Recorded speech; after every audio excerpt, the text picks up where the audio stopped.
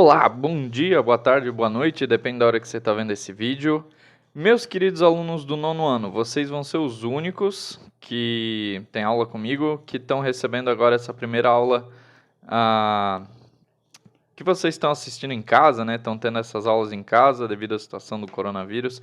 Vocês são os únicos das minhas turmas que vão receber essa primeira aula dessa semana em vídeo, porque para as demais turmas eu já passei tudo na forma de texto ou de páginas do livro escaneados, mas para esse tema de vocês fica muito difícil trabalhar sem eu estar explicando o conteúdo para vocês. Então, eu decidi para vocês fazer essa aula na forma de vídeo. Então, vamos lá. O que a gente vai ter é o conteúdo de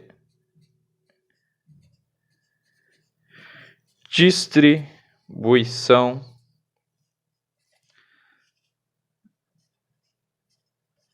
eletrônica. Tem algumas turmas aí do Fundamental que eu já comecei esse conteúdo.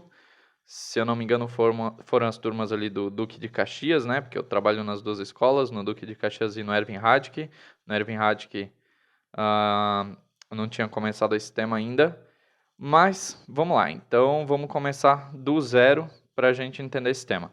A gente tinha estudado como é que a gente define a quantidade de partículas atômicas de um átomo. Então, vamos pegar aqui na tabela periódica, eu vou pegar de exemplo o flúor. Aliás, o flúor. Pegar o flúor mesmo. Então, pegando aqui de exemplo o flúor. Ele tem número atômico 9 e ele tem número de massa de 19. Número atômico 9, número de massa de 19. Então, né, como a gente fez um monte de exercício já, a gente ia fazer até uma prova. Então, a gente tem, para definir, número atômico, número de prótons, lembrando que o próton tem carga elétrica positiva, número de nêutrons, número de elétrons e número de massa atômica. Beleza, vamos definir isso aí por enquanto. Então, o número atômico já está representado aqui, é o número 9. Número de massa, a gente já tem representado ali em cima também, que é o 19. Número de prótons sempre vai ser igual ao número atômico, então aqui nesse caso a gente tem como número de prótons o 9. Número de nêutrons vamos calcular depois. Número de elétrons no átomo que é neutro, ele vai ser igual ao número de prótons, né? Cada carga positiva vai atrair uma carga negativa, então a gente tem aqui 9 elétrons. Lembrando que o número de prótons mais o número de nêutrons vai resultar na nossa massa atômica. Então, 9 mais quanto para dar 19, está mais na cara que nariz, que é 10. Então, o número de nêutrons aqui a gente tem 10. Tem alguns casos ali que eu inverti, botei o nêutron depois, o elétron antes, mas enfim, não tem importância para a gente agora. O que importa para a gente entender a distribuição eletrônica é quantos elétrons, né, eletrônica, quantos elétrons a gente vai ter naquele átomo. E nesse exemplo aqui, a gente tem 9 elétrons. A gente tem 9 elétrons no átomo de flúor. Isso aí que a gente tem que já reconhecer quando a gente vê esse tipo de representação aqui com número atômico e número de massa. A gente tem que saber qual vai ser o número de elétrons, nesse caso aqui, que é um átomo neutro, vai ser igual ao número de prótons, que é igual ao número atômico, que está aqui representado é 9. Se a gente tivesse o flúor representado aqui dessa forma, mas como a gente encontra ele às vezes com a carga de -1, então a gente sabe que ele tem uma carga negativa a mais que positiva, portanto, o número de elétrons dele aqui não seria 9, mas sim 10. E se a gente encontrar, por exemplo, um átomo, sei lá, vamos pegar de exemplo aqui, o sódio representado por Na, que ele tem um número atômico 11 e uma massa de aproximadamente 23, e se a gente encontrasse ele na forma de cátion, né, de carga elétrica positiva, a gente teria que saber que ele tem uma carga positiva a mais que negativa, ou seja, ele perdeu carga negativa. Nesse caso aqui, a carga dele, o número de elétrons dele seria de 10, porque ele teria 11, mas perdeu uma carga negativa, então ficou com 10 elétrons. Isso aqui a gente já tinha estudado, vocês já sabiam. Se não está lembrando, dá uma olhada no caderno, dá uma lida, vê o que a gente fez de exercício, porque isso aqui a gente já tinha estudado, a gente já fez um monte de exercício, beleza? Então, aqui, o que a gente tem que determinar é ver a quantidade de elétrons que tem num átomo nesse tipo de representação.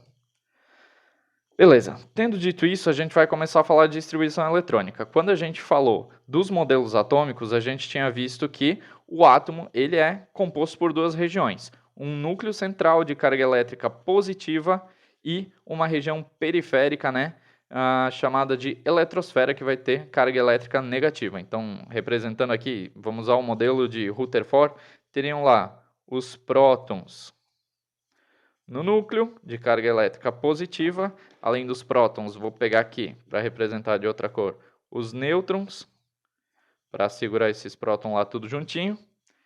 E ao redor, nem está aparecendo que é outra cor no vídeo, né? Mas é azul, tem ali os nêutrons de azul. E ao redor desse núcleo, uma região periférica, uma região chamada eletrosfera, onde ficam os elétrons de carga negativa, Agora, o Niels Bohr, ele tinha descoberto que essa eletrosfera, ela não é igual, ela não tem os elétrons distribuídos todos à mesma distância do núcleo. Então, esses elétrons, eles estão divididos em camadas e subcamadas. Agora, esses elétrons, eles são divididos em camadas e subcamadas de acordo com um diagrama. Vou pegar uma outra folha aqui, que essa aqui ficou manchada. São distribuídos de acordo com o diagrama de Linus-Pauling. Divididos de acordo com o diagrama de Linus-Pauling. Então, vamos lá.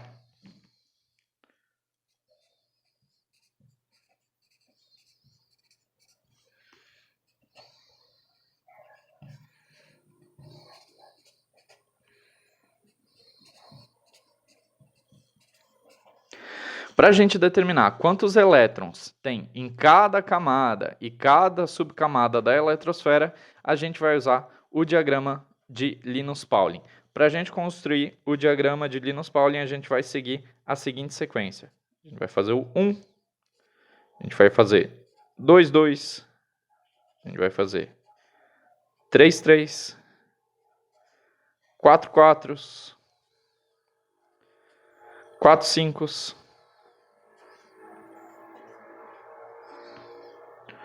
3, 6,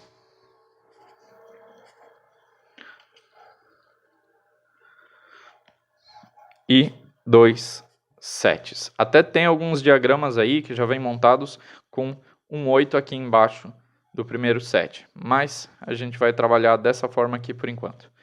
Então, lembrando, né, para as turmas que já viram, as camadas, essas 7 camadas da eletrosfera, tranqueira, aqui é um P. Essa história de ficar fazendo vídeo aula aqui é nova, tá? Então, aqui, primeira coluna sempre completado com S, segunda coluna completado tudo com P, aqui completado com D, e aqui completado com F. O que esse diagrama do Linus-Pauling ele está representando para a gente? Ele está representando que os elétrons da eletrosfera dos átomos vão ser divididas em até 7 camadas e que essas camadas são divididas ainda em subcamadas. Imagina que você pega uma cebola, daí você está tirando as camadas lá da cebola, né? Daquelas folhas lá da cebola, está tirando as camadas, como se cada uma daquelas camadas desse ainda para dividir novamente em subcamadas. Então, aqui a gente tem 7 camadas e essas 7 camadas ainda podem ser divididas em subcamadas. Então, a primeira camada tem só uma subcamada mesmo, que é um S, e deu, fechou, acabou. A segunda camada ela é dividida em duas subcamadas, a 2S e a 2P. Depois, a terceira subcamada é dividida em 3S, 3P e 3D. Beleza?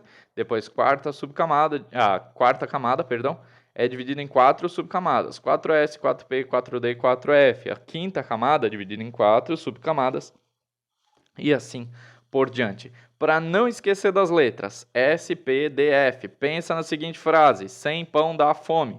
Ou sapo pula de frente. Sem pão dá fome. Ou sapo pula de frente. Assim você não vai mais esquecer o SPDF. SPDF, sapo pula de frente. Ou sem pão dá fome.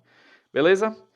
Lembrando disso aí. Agora, a gente vai completar com um determinado número de elétrons de um determinado átomo que a gente quer representar. Porém, a gente, para preencher esse diagrama aqui, a gente não vai preencher em linha reta da forma que a gente lê. Por exemplo, se a gente fosse ler, né, seria 1S, 2S, 2P, 3S, 3P, 3D, 4S, 4P, 4D, 4S. A gente não vai completar dessa forma na sequência que a gente lê. A gente vai completar de cima para baixo, na diagonal da direita para a esquerda, de acordo com essas setas que eu vou representar agora. Então, a primeira seta corta apenas o 1S. A segunda seta vai cortar o 2S. A próxima seta vai cortar o 2P e o 3S. Depois, a próxima seta, o 3P e o 4S. A próxima vai pegar o 3D, o 4P e o 5S. A próxima vai pegar o 4D, o 5P e o 6S. Continuando, a próxima vai pegar o 4F, o 5D, o 6P e o 7S. E a última vai pegar aqui o 5F, o 6D e o 7P. Calma, eu sei que está confuso, mas vai melhorar. Vamos lá então. Esse diagrama aqui, quando vocês forem ali fazer os exercícios para dar uma estudada no caderno, façam ele de caneta a primeira vez. Tentem dar uma entendida nele, tá? Vocês vão poder ver esse vídeo aqui várias vezes. Eu vou deixar aí disponível para vocês assistirem o vídeo várias vezes. E agora, depois de copiar esse diagrama, né? Coloca lá no caderno. O título, né? Distribuição eletrônica. Daí depois já coloca como subtítulo o diagrama de Linus Pauling e copia o diagrama. Depois vocês vão fazer mais um diagrama que vocês vão usar nos exercícios. Copiou o diagrama? Ótimo. Agora você vai pegar. Ou pega numa outra folha do caderno, se for achar mais organizado e tal. Você vai fazer outro diagrama agora. De novo, pega e faz